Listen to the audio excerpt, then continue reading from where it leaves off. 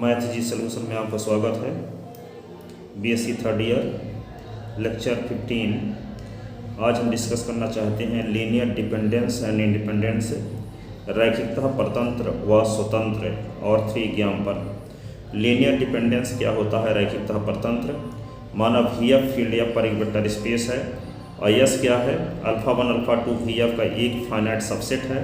तो यस के vector alpha 1 alpha 2 alpha n linear dependence कब कहलाएंगे कि यस में जितने एलिमेंट हैं उतने हम फील्ड के एलिमेंट लें और फील्ड के एलिमेंट और यस के एलिमेंट के मल्टीप्लिकेशन का सम 0 कर दें, तो उनमें से सभी फील्ड के एलिमेंट 0 के इक्वल ना हों, तो ऐसी कंडीशन में यस के वेक्टर लीनियर डिपेंडेंस कहलाते हैं।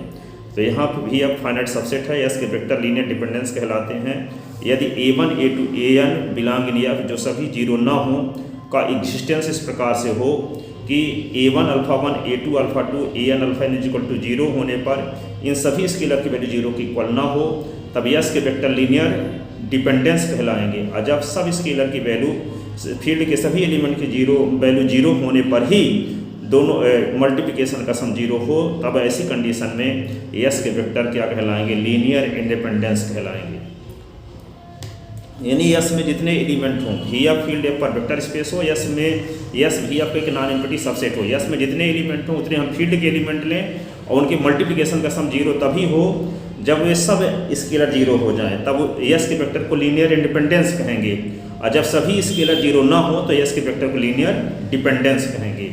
वही लीनियर इंडिपेंडेंस, रैखिकता, स्वतंत्र।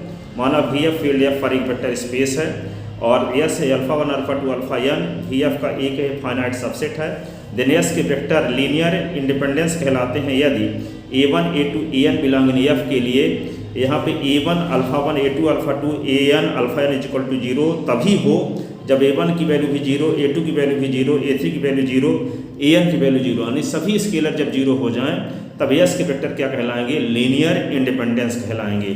इस पर हम एक एग्जाम्पल देखते हैं। ये है क्वेश्चन, जांच कीजिए कि alpha 1 alpha 2 alpha 3 linear independence हैं या कि नहीं। तो हम यहाँ पे क्या है, फील्ड F पर VF एक वेक्टर स्पेस है और यस क्या है, एक VF का नॉन एम्प्टी सबसेट है जिसके एलिमेंट हैं अल्फ़ा 1 अल्फ़ा 2 अल्फ़ा 3। तो यस के वेक्टर जो V के ही वेक्टर होंगे तो V के वेक्टर को, V के एलिमेंट को हम वेक्टर कहते हैं और फील्ड के एलिमेंट को क्या कहते हैं, स्केलर कहते हैं। तो यहाँ अल्फ़ा 1 अल्फ़ा 2 अल्फ़ा 3 का एक सेट बना लें, उसको यस कहेंगे। और यस के वेक्टर लीनियर इंडिपेंडेंस है कि नहीं है ये कैसे चेक करेंगे। तो यस में जितने एलिमेंट हैं, यस में 3 एलिमेंट हैं अल्फ़ा 1 अल्फ़ा 2 अल्फ़ा 3, तो 3 स्केलर लेंगे A1 A2 A3 belong in F। Scalar इस प्रकार हैं कि A1 alpha 1 A2 alpha 2 A3 alpha 3 equal to 0। तो A1 का मल्टीप्लाई पहले कंपोनेंट के साथ, A2 का दूसरे एलिमेंट के साथ, A3 का तीसरे एलिमेंट के साथ करके 0 के इक्वल करते हैं। तो A1 का मल्टीप्लाई सबके साथ किए तो ये रिजल्ट आया। इसको कंपेयर करने के बाद ये मिला A1 A2 plus A1 plus A2 plus 0 A3 equal to 0, 2A1 plus 0 A2 plus A3 equal to 0 और 3A1 plus A2 plus 0 A3 equal to 0। तो इस सिस्टम ऑफ इक्वेशन का कोफिशिएंट मैट्रिक्स निकालते हैं, गुणांक का अवयव निकालते हैं। तो यहाँ A1 A2 A3 की पहले जो कोफिशिएंट है 1 1 0, ये 1 1 0 लिख दिए। A1 A2 A3 कोफिशिएंट क्या है 2 0 1, तो 2 0 1 लिख दिए। A1 A2 A3 कोफिशिएंट है 3 1 0, तो 3 1 0 लिख दिए। अब इसके मैट्रिक्स से कि हम क्या निकालने जा रहे हैं, जात या रैंक। तो रैंक निकालने के लिए क्या करते हैं, किसी मैट्रिक्स की रैंक निकालने के लिए उस मैट्रिक्स से 3 रो और 3 कॉलम के जितने माइनर बन सकते हैं, तो 3 रो और 3 कॉलम का एक माइनर बनेगा केवल।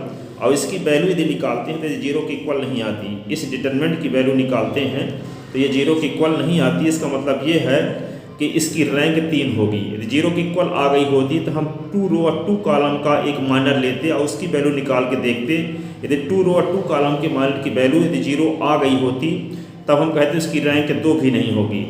तो फिर 1 रो 1 कॉलम देखते, ठीक है। तो यहाँ पे क्या है, 3 रो और 3 कॉलम का एक माइनर बनाए। इस मैट्रिक्स से 3 रो 3 कॉलम का एक ही डिटरमिनेंट बनेगा, तो उसी को हम माइनर कहते हैं 3 ऑर्डर का।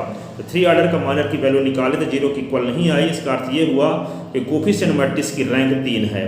अब कोफिशिएंट मैट्रिक्स की रैंक 3 है और यहाँ पे देखते क्या है कि number of unknown quantity A1 A2 तीन अज्ञात राशियाँ यानी वेरिएबल कितने इसमें कंटेन है, A1 A2 A3, 3 variable contain है, इसकी रैंक भी 3 है।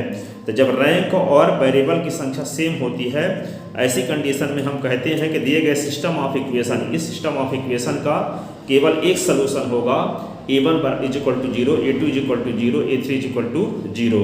तो ऐसी कंडीशन में यहाँ पे देखते हैं कि डिटरमिनेंट की वैल्यू 0 के इक्वल नहीं आई, इसका मतलब एक कोफिशिएंट मैट्रिक्स की रैंक क्या हुई, 3, और यहाँ नंबर ऑफ अननोन क्वांटिटी क्या है, वेरिएबल भी कितने कंटेन है इसमें, A1 A2 A3, तो 3 वेरिएबल भी है और इसकी रैंक भी 3 है। इसका मतलब कि इस सिस्टम ऑफ इक्वेशन का केवल एक सलूशन होगा, A1 is equal to 0, A2 is equal to 0, A3 is equal to 0।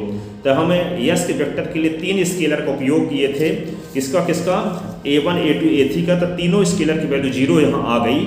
इसका अर्थ ये हुआ कि यस के वेक्टर लीनियर इंडिपेंडेंस है, लीनियर इंडिपेंडेंस है।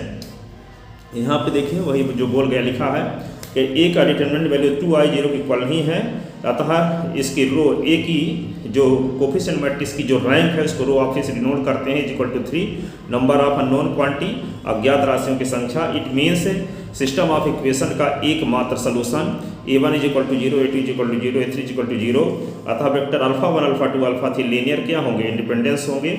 दूसरा एग्जाम्पल लेते हैं, yes is equal to alpha 1 is equal to ये ले लिए, अल्फा 2 इज इक्वल टू ये ले लिए, अल्फा 3 इज इक्वल टू ये।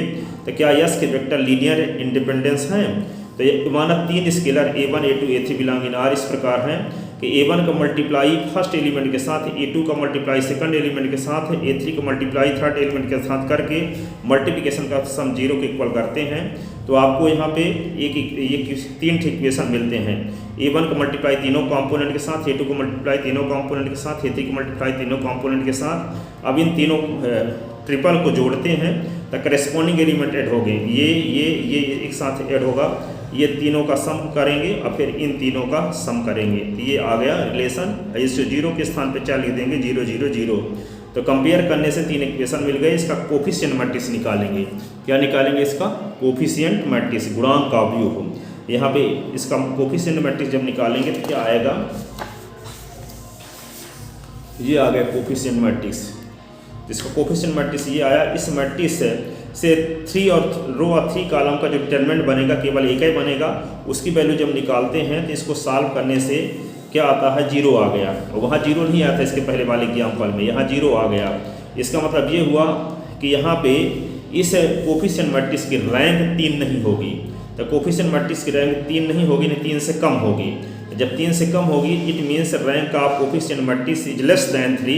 और यहाँ नंबर ऑफ अननोन क्वांटिटी कितनी है, 3 है, A1 A2 A3। तो A1 A2 A3 3 unknown quantity हैं और इसकी रैंक क्या है, 3 से कम है। ऐसी कंडीशन में rank of A is equal to number of unknown quantity, अज्ञात राशियों की संख्या।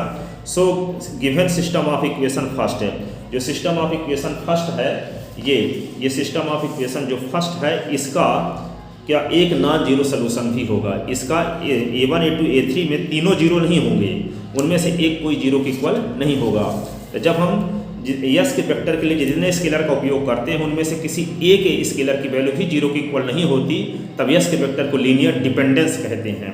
ठीक है, तो यहाँ पे क्या होगा, इसलिए यस के वेक्टर क्या होंगे, लीनियर इंडिपेंडेंस नहीं होंगे। यस के वेक्टर क्या है, लीनियर इंडिपेंडेंस नहीं होंगे, क्योंकि यहाँ पे गुणांक अवयव की जो रैंक है वो कम है 3 से। इसका मतलब ये हुआ कि अज्ञात राशियों की संख्या से कम है उसकी रैंक है। इसका मतलब A1 A2 A3 में तीनों जीरो के इक्वल नहीं होंगे, कम से कम एक क्या होगा, जीरो के इक्वल नहीं होगा। तो एक जब जीरो के इक्वल नहीं होगा, ऐसी कंडीशन में यस के वेक्टर क्या होंगे, लीनियर इंडिपेंडेंस नहीं होंगे। लीनियर इंडिपेंडेंस कब होते हैं, जब सभी स्केलर की वैल्यू जीरो आए, अर्थात यस लीनियर डिपेंडेंस होंगे। यस के जो वेक्टर होंगे वो लीनियर डिपेंडेंस होंगे, डिपेंडेंस नहीं होंगे। Thank you.